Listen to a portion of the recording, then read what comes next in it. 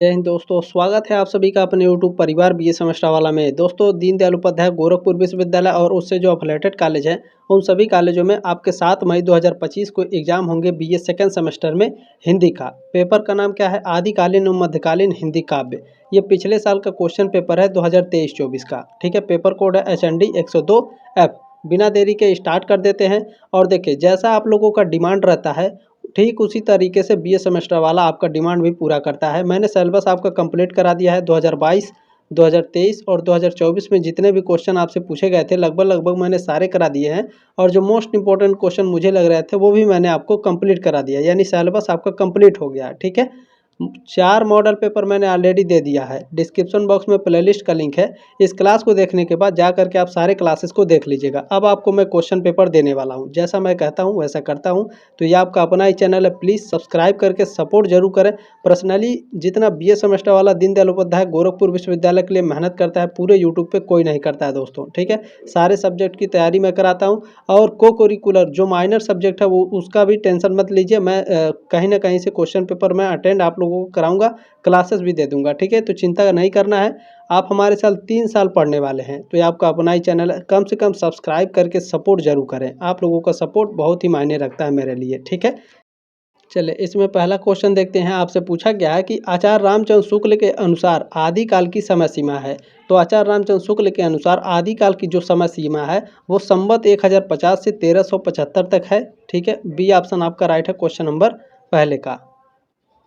चलें next question देखिए। और आप सभी से रिक्वेस्ट है, प्लीज़ ग्रुप में शेयर करिए, व्हाट्सएप पर शेयर करिए। सभी के पास इस क्वेश्चन पेपर को शेयर करना आपकी जिम्मेदारी है और आपसे रिक्वेस्ट भी है। ठीक है, चले। भाषा काव्य संग्रह के लेखक हैं। भाषा काव्य संग्रह के लेखक महेश दत्त शुक्ल हैं। सी ऑप्शन आपका राइट है। भाषा काव्य संग्रह, इसके लेखक कौन है? महेश दत्त शुक्ल। चाहे तो आप इसका स्क्रीनशॉट भी ले सकते हैं। ठीक है, चले। या तो आप क्लास को कम से कम 2-3 बार देख लीजिएगा। अभी आपका 7 तारीख को एग्जाम है। ठीक है, गियर्सन ने आदिकाल को कहा है।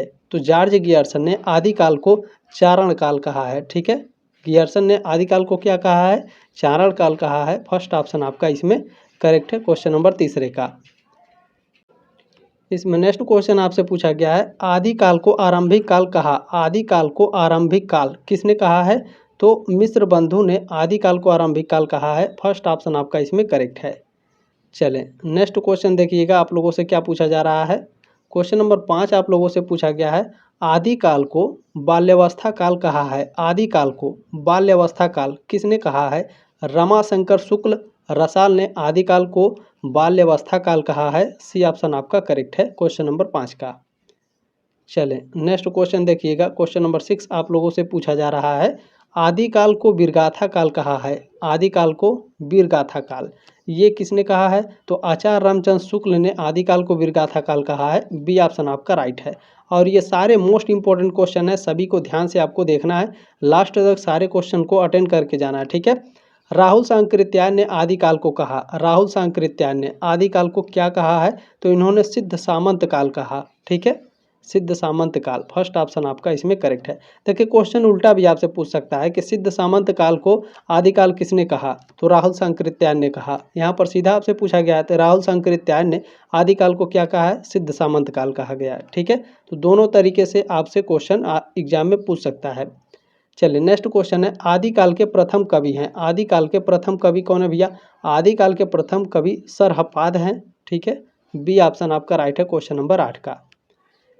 चले नेक्स्ट क्वेश्चन देखिए, आप लोगों से पूछा जा रहा है, मोस्ट इंपॉर्टेंट है, बतरस लालच लाल की मुरली धरी लुकाए छंद है। किसका छंद है ये? तो ये छंद है आपका बिहारी लाल जी का। ठीक है, बी ऑप्शन आपका राइट है क्वेश्चन नंबर 9 का। चले नेक्स्ट क्वेश्चन आपसे क्या पूछा जा रहा है, तुलसी की रचना नहीं है। गोस्वामी तुलसीदास की रचना कौन सी नहीं है? देखें, हनुमान बाहुक, भैरवे रामायण और दोहावली। ठीक है, ये तीनों रचनाएं तुलसीदास की हैं। और जो भैरवे नाथिक भेद है ये गोस्वामी तुलसीदास की रचना नहीं है, ये रहीम की रचना है। ठीक है, रहीम की, याद रखेंगे। चलें नेक्स्ट क्वेश्चन देखिए, आपसे क्या पूछा जा रहा है। क्वेश्चन नंबर 11 है, गोरखवाणी के संपादक हैं। वेरी वेरी मोस्ट इंपॉर्टेंट है। पीताम्बर दत्त बड़तवाल गोरखवाणी के क्या हैं? संपादक हैं। सी ऑप्शन आपका करेक्ट है। चले नेक्स्ट क्वेश्चन आपसे पूछा जा रहा है, गोरखनाथ की रचनाओं में वर्णन है। गोरखनाथ की रचनाओं में क्या वर्णन है? तो कुंडलिनी, जागरण एवं शून्य समाधि का वर्णन है। ठीक है, गुरु महिमा का और वैराग्य का, इन सभी का वर्णन है गोरखनाथ की रचनाओं में। ठीक है, डी ऑप्शन आपका राइट है क्वेश्चन नंबर 12 का। चले नेक्स्ट क्वेश्चन आपसे पूछा जा रहा है, ये एक पंक्ति है, जोई जोई पिंडे सोई ब्रह्मांडे, पंक्ति है। ये पंक्तियाँ किसकी है? ये पंक्तियाँ गोरखनाथ जी की हैं। ठीक है, चले बी ऑप्शन आपका राइट है क्वेश्चन नंबर 13 का। और देखें, एग्जाम हो जाने के बाद आप लोग क्या करेंगे, इस नंबर पर अपना क्वेश्चन पेपर जरूर भेज दीजिएगा। ठीक है, आप सभी से रिक्वेस्ट है बहुत ही ज़्यादा, ताकि जब भी मुझे टाइम मिले मैं आंसर की बना सकूँ। अगर नहीं बना पाऊँगा तो जो आपसे जूनियर बच्चे आएंगे उनको मैं क्वेश्चन पेपर प्रोवाइड करूंगा, जैसे आप लोगों को मैं फ्री में क्वेश्चन पेपर प्रोवाइड करा रहा हूं। ठीक है, तो आपकी जिम्मेदारी है क्वेश्चन पेपर जरूर सेंड करेंगे। और किसी भी क्वेश्चन में डाउट है तो आप पूछ सकते हैं, डाउट सेशन का भी आपसे पैसा नहीं लिया जाता है। ठीक है, टॉपिक पर आते हैं। पूछा गया है, गोरखनाथ अपने युग के बड़े नेता थे, कथन है। ये कथन किसका है? आचार्य हजारी प्रसाद द्विवेदी का है। ठीक है, इन्होंने कहा था कि गोरखनाथ अपने युग के क्या हैं? बड़े नेता हैं। ठीक है, बी ऑप्शन आपका राइट है क्वेश्चन नंबर 14 का। देखिए नेक्स्ट क्वेश्चन आपसे पूछा है, हबकी न बोलीबा ठबकी, ठबकी न चलीबा धीरव धरीबा पाँव, पंक्ति है। ये पंक्तियाँ किसकी हैं? गोरखनाथ जी की हैं। बी ऑप्शन आपका राइट है क्वेश्चन नंबर 15 का। चले नेक्स्ट क्वेश्चन आपसे पूछा जा रहा है, खड़ी बोली का पहला कवि माना जाता है। खड़ी बोली का पहला कवि, खड़ी बोली का पहला कवि अमीर खुसरो को माना जाता है। ठीक है, सी ऑप्शन आपका राइट है क्वेश्चन नंबर 16 का। चले नेक्स्ट क्वेश्चन आप लोगों से पूछा जा रहा है, अमीर खुसरो किस काल के कवि हैं? अमीर खुसरो, ठीक है, किस काल के कवि हैं? तो ये आदि काल के कवि हैं अमीर खुसरो। ठीक है, बी ऑप्शन आपका करेक्ट है। चले नेक्स्ट क्वेश्चन देखिएगा, आपसे पूछा जा रहा है, गोरी सोबे सेज पर में, गोरी का अर्थ है। अच्छा, ये एक पंक्तियाँ हैं, गोरी सोबी सेज पर, तो इसमें जो गोरी है इसका अर्थ पूछ रहा है। तो इसका अर्थ क्या है? आत्मा। ठीक है, फर्स्ट ऑप्शन आपका करेक्ट है। चले नेक्स्ट क्वेश्चन आपसे पूछा जा रहा है, खुसरो रैन सुहाग की जागी पी के संग की उचित व्याख्या, क्या कह रहा है? उचित व्याख्या अगर पूछा है तो आत्मा परमात्मा के संग जगी है। अगर यहाँ पूछा होता कि खुसरो रैन सुहाग की जागी पी के संग की व्याख्या है तो ये दोनों व्याख्या हो जाते, लेकिन उचित व्याख्या आपका ऑप्शन नंबर बी राइट है। ठीक है, ये बात ध्यान रखेंगे। चलें नेक्स्ट क्वेश्चन आपसे क्या पूछा जा रहा है, अमीर खुसरो का वास्तविक नाम था। अमीर खुसरो का बाबू वास्तविक नाम था अबुल हसन। ठीक है, बी ऑप्शन आपका राइट है। देखिए क्लास अच्छा लग रहा हो तो लाइक जरूर कर देंगे। ठीक है, देखिए लाइक का मतलब एक ही होता है कि यूट्यूब भी इस क्लास को रिकमेंड करता है बाकी बच्चों के पास। देखिए कबीर ग्रंथावली के संपादक हैं, कबीर ग्रंथावली के संपादक श्याम सुंदर दास हैं। फर्स्ट ऑप्शन आपका राइट है 21 का। और भी मैं क्वेश्चन पेपर लाने वाला हूँ। ठीक है, तो चिंता मत करिए, बीए सेमेस्टर वाला आपके साथ है, चिंता नहीं करना आपको। देखें, रामचंद्र शुक्ल के अनुसार संत काव्यधारा का प्रथम कवि है। तो रामचंद्र शुक्ल के अनुसार संत काव्यधारा का प्रथम कवि कौन है? तो यह आपके कबीरदास जी हैं। ठीक है, सी ऑप्शन आपका राइट है क्वेश्चन नंबर 22 का। चले नेक्स्ट क्वेश्चन आपसे पूछा गया है, कबीर किस काव्यधारा के कवि हैं? कबीरदास जी किस काव्यधारा के कवि हैं? तो कबीरदास जी ज्ञान काव्यधारा के कवि हैं। ठीक है, फर्स्ट ऑप्शन आपका राइट है क्वेश्चन नंबर 23 का। चले नेक्स्ट क्वेश्चन आपसे क्या पूछा जा रहा है, देखें, सतगुरु समान को सगा में, समान का अर्थ है, यहाँ पर समान का अर्थ है समान। ठीक है, फर्स्ट ऑप्शन आपका राइट है 24 का। चले नेक्स्ट क्वेश्चन क्या है, कबीर की भाषा में किन बोलियों के शब्द हैं? तो कबीर की भाषा में राजस्थानी, पंजाबी और खड़ी बोली, ये तीनों हैं। डी ऑप्शन आपका राइट है। चलें नेक्स्ट क्वेश्चन आपसे क्या पूछा जा रहा है, अथक कहानी प्रेम की पुस्तक के लेखक हैं। अथक कहानी प्रेम की इस पुस्तक के लेखक हैं पुरुषोत्तम अग्रवाल। बी ऑप्शन आपका राइट है 27 का। चलें नेक्स्ट क्वेश्चन आपसे क्या पूछा गया है, रीतिकालीन कवि हैं। रीतिकालीन कवि कौन है? बिहारी देव और पद्माकर, ये तीनों रीतिकालीन कवि हैं। डी ऑप्शन आपका राइट है 28 का। चले नेक्स्ट क्वेश्चन आपसे पूछा है, पद्मावत में कुल खंड हैं 33 दिया हुआ है आपके आंसर शीट में। बी ऑप्शन आपका इसमें करेक्ट है। ठीक है, चलें नेक्स्ट क्वेश्चन आपसे क्या पूछा गया है, पद्मावत की कथा का आधार है, पद्मावत की कथा का आधार है चित्तौड़ की रानी पद्मिनी के जौहर की कथा, लोक प्रचलित कहानी और सुग्गा की कथा। ये सभी डी ऑप्शन आपका राइट है 30 का। चले नेक्स्ट क्वेश्चन पूछा है, भ्रमर गीत सार के संपादक हैं, इसके संपादक कौन है भ्रमर गीत सार के, तो आचार्य रामचंद्र शुक्ल भ्रमर गीत सार के संपादक हैं। बी ऑप्शन आपका करेक्ट है। चले नेक्स्ट क्वेश्चन आपसे पूछा गया है, जायसी आलोचक ग्रंथ के लेखक हैं, जायसी आलोचक ग्रंथ के लेखक कौन है, विजय देव नारायण शाही जायसी आलोचक ग्रंथ के लेखक हैं। सी ऑप्शन आपका करेक्ट है 32 का। चले इसमें नेक्स्ट क्वेश्चन आपसे पूछा गया है, तुलसीदास की रचना है, तुलसीदास की रचना कौन सी है, रामचरितमानस तुलसीदास की रचना है। फर्स्ट ऑप्शन आपका इसमें करेक्ट है।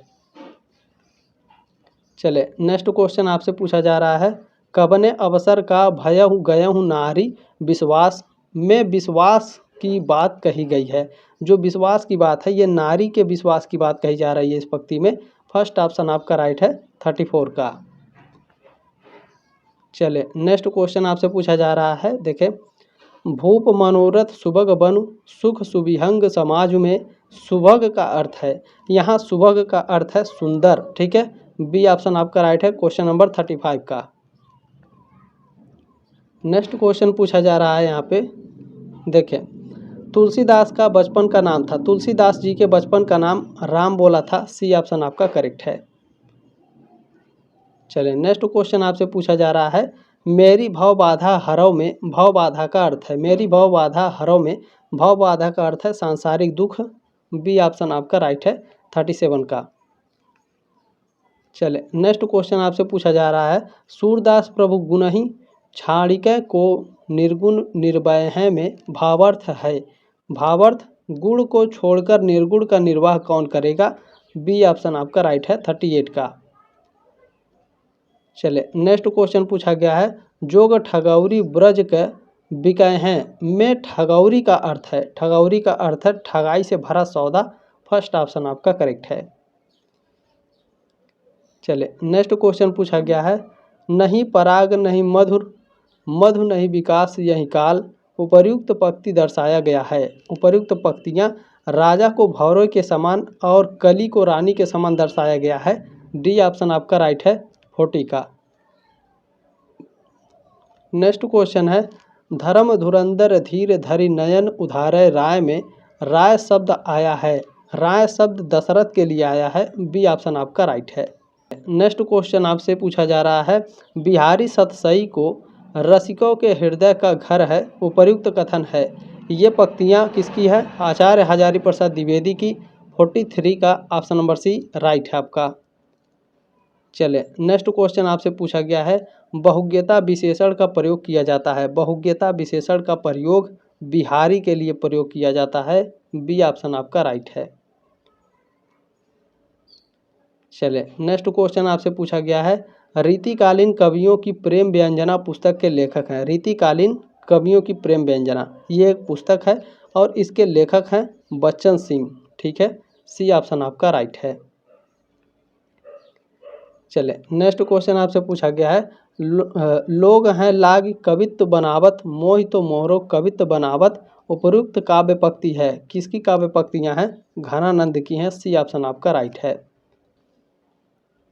चले नेक्स्ट क्वेश्चन आपसे पूछा जा रहा है, घनानंद की रचना नहीं है, देखें इसमें जो आपका इश्कनामा है ये घनानंद की रचना नहीं है। सी ऑप्शन आपका राइट है। ये क्वेश्चन मॉडल पेपर में भी है, ठीक है, मॉडल पेपर जरूर देख लीजिएगा आप लोग। देखें घनानंद की रचना में दिखाई पड़ता है, घनानंद की रचना में उपालंब की भावना, प्रकृति का चित्रण और विरह वर्णन ये तीनों दिखाई पड़ते हैं। डी ऑप्शन आपका राइट है 49 का। आपने जो प्यार और सपोर्ट दिया है इसके लिए आप सभी का तहे दिल से धन्यवाद। इसी तरह से अपना प्यार और सपोर्ट बनाए रखिए। टॉपिक पर आते हैं, लास्ट क्वेश्चन है दोस्तों, और पूछा जा रहा है कि रामचरितमानस में कितने कांड हैं। तो आप सभी लोग जानते हैं रामचरितमानस में 7 कांड है। कितने कांड हैं, 7 कांड है, ठीक है। डी ऑप्शन आपका राइट है क्वेश्चन नंबर 50 का।